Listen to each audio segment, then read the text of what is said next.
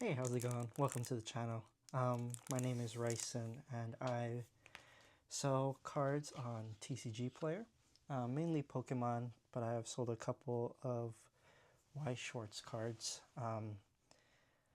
But this is just a video to break down how much I've sold in the first month of me having a TCGplayer account, and kind of the expenses and how it's turned out so far. While I'm recording this video, I am going to be packing up some orders, so I hope you don't mind me not really paying attention to the camera, but yeah, it'll just be a kind of a chill video for you to watch. So I kind of tallied up the numbers from this past month. My first sale came on my first day, which was March 23rd, and today it is April 25th, so a couple of days after over a month, but all my totals are from a couple of days ago when I jotted it all down, and I'm finally getting around to making this video. So the first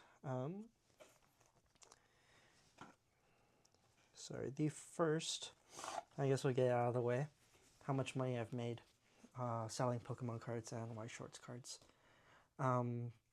I had a gross total of $228.88. That's before the fees, after the refunded fees, or before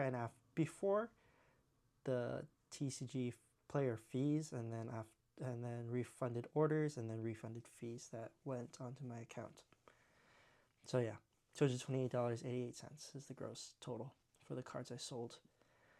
TCG fees for that is from the $228.88 is $44.11. Refunded orders, I did at the beginning have two refunded orders. One was my mistake, and then one was a customer request for a refund. So those two refunded orders, and then because of that, TCG also refunded me the fees that they had charged to my account for those sales. So my net total, or the amount that's coming into my account, is $177.37. And that comes from 49 orders. So in the first month, I did 49 orders. There was a 5-day break in that month. So I took my inventory off TCGplayer for 5 days because I spent some time with family back home on a trip that I went to for my brother's graduation. So 49 orders in about a month. On to the next part is the amount of expenses that I accrued over the last month for my store. So the expenses that I had was top loaders. I bought 100 top loaders for 100 top loaders for $19.99 off Amazon. I bought 100 penny sleeves for $1.95, and then 3 rolls of Scotch tape and 250 white envelopes for $18.59. I know a lot of people, or a lot of YouTubers, talk about the quality of the shipment, their envelopes and things like that, make it look nice for the customer. Since I am starting pretty small, I am admittedly doing a cheaper route when I package my things. I can show you an example right here. So I have, this is a top loader with 2 Ralts cards in there, and then I penny sleeve the 2 in the same penny sleeve, and then I just put a little Scotch tape at the top to keep it from sliding out during shipment. Usually I fit 3 cards max in one top loader. I don't know. That's what I found to be doable. and not trying to like squeeze in as much cards as possible. When I get more than 3 cards in an order, I will have a top loader, and then I'll have a couple of cards that are just in a penny sleeve, and I will tape the penny sleeve to the top loader. I'll put a max of 3 cards in the top loader, and then multiple cards, a max of 3 in these penny sleeves outside of the top loader. Tape the penny sleeve to the top loader. So I don't think it's the highest quality at which I'm doing it, but as of right now, it is what is working for me. And I guess my customer, or the people that buy from me, have left good reviews on it. I guess it doesn't matter all too much to them to leave bad reviews. So I am looking to make the packaging better for customers in the future. We left off on Scotch tape and white envelopes, and then obviously the stamps. Stamps are expensive, but it is what it is. For those 49 orders, came out to $35.77 on the postage. There were a couple orders that were more than the normal postage amount.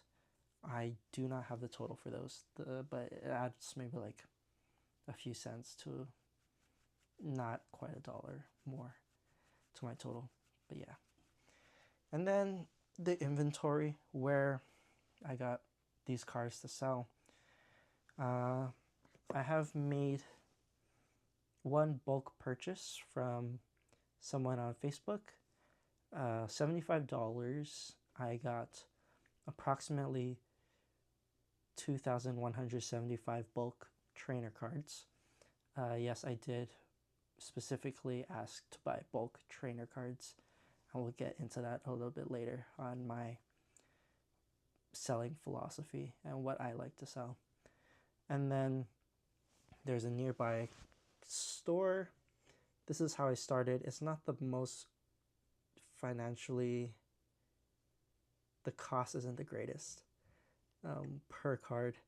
They sell it at 10 cents a card, which is not the best, but in order to get my store starting and to kind of move up in those seller levels, I did need a lot of inventory. So, and because of that, I was able to pick and choose which cards I bought from that store. So for $70.21, I bought 650 cards from a nearby store that sold bulk Pokemon cards. So those cards, some of them sold more than the 10 cents per card, some of them sold for less. But the main thing I was going for when buying those cards were cards that would be able to sell quickly. Very liquid cards, cards that were used in competitive, which is kind of the way I run my store. I like to sell cards that are used mostly in the competitive Pokemon trading card game scene. Less for collectors, but I have sold a couple of collector cards. So for example, top deck right now is Dragapult and Gardevoir. So any Pokemon in those lines, Dreepy, Dracloak, Dragapult. And then in the Gardevoir line, Ralts, Kirlia, and Gardevoir. Those are kind of like the Pokemon. And then there's certain Pokemon that are kind of necessary for a lot of decks. Pokemon like Munkidori is an example. It is a very popular card used in pretty much every deck, I feel like. Whether you're going a popular deck or an unpopular deck, Munkidori is just a very powerful card. I also include supporters that are commonly used, and then also supporters that like the value is very high for them. So for example, Arvin, Iono, Professor's Research. Those cards are commonly used in quite a lot of decks. Arvin is a very good card to sell. It moves quickly, it costs a lot, and a lot of people are very okay paying that cost. Iono is another one that costs a little less than Arvin, but it moves very quickly. And then Professor's Research, they've been printed so much that the value of the card's not very high. Goes anywhere from 1 cent to 5 cents per card, but it does sell very quickly. A lot of people buy it, even though it's been printed so much. And then the item cards like Night Stretcher, Countercatcher, Earthen Vessel, those are all cards that sell very well. High price, very liquid, sell very quickly. And then yeah, like I said, most of my selling is those competitive cards. However, I have sold a few cards that I have pulled, or promo cards from ETBs and things like that. One of those would be this is kind of a collector slash competitive. It's not quite competitive, but it can be used. Recently I went to the Journey Together pre-release, and thankfully I was blessed with the Hops deck, which comes with the Hops Snorlax pre-release promo. The entry for the pre-release for my local game store, my LGS, was $25, and I sold that Hops Snorlax pre-release promo card for $15, which was, I already made back $15. I then, because I was blessed with the Hops deck, came in second at the pre-release, and was able to get a lot of Journey Together packs and a lot of prize packs. So because of that, I was able to sell a lot of the cards from that prize pack and make a profit off of going to the pre-release. And it was a lot of fun playing at the pre-release. It was a lot of fun. I guess winning is fun, so it was fun for me. But yeah, that's where I got some of the cards to sell. Other than purchasing bulk and participating in TCG events, for example, that pre-release, I have pulled pretty much every card from my personal collection. I didn't really have a vision on what I wanted to have my personal collection look like, so I pretty much just pulled all the cards from there, listed them on TCGplayer. Some I've sold, some haven't. I think my highest sell was actually from one of the cards in my personal collection. It was the full art Iono, not the illustrator rare, special illustrator rare Iono, but it was from the Paldean Evolved full art Iono. That was probably one of my higher sold cards. But yeah, it's nice being able to go back and turn those parts of my collection that I kind of just was like, oh, this is a cool card, I'll keep this in my binder, and pretty much turn that into money that I can use towards something else, towards building this business, towards building a collection that I actually am interested in. And then recently, for that trip that I went home, I was able to pretty much bring all the Pokemon cards that I wanted from home, and I'll start to list those cards on TCGplayer soon. So yeah, some of those cards I do have saved. I'm not listing them, just because I feel like when I go to card shows and things like that, those are more highly sought after collector cards versus competitive cards, and I'll be able to sell those to vendors and trade and participate at in-person card shows. But yeah, that's my first month on TCGplayer. It's been a lot of fun. It's been a lot of work, but I've been enjoying it. It's been a blast. Just being able to collect cards, deal with cards, and then ultimately learning how to safely ship cards and things like that. I'll probably make more in-depth videos on the state of the market and things like that over on this channel. And I hope to see you again on another one of those videos. Bye.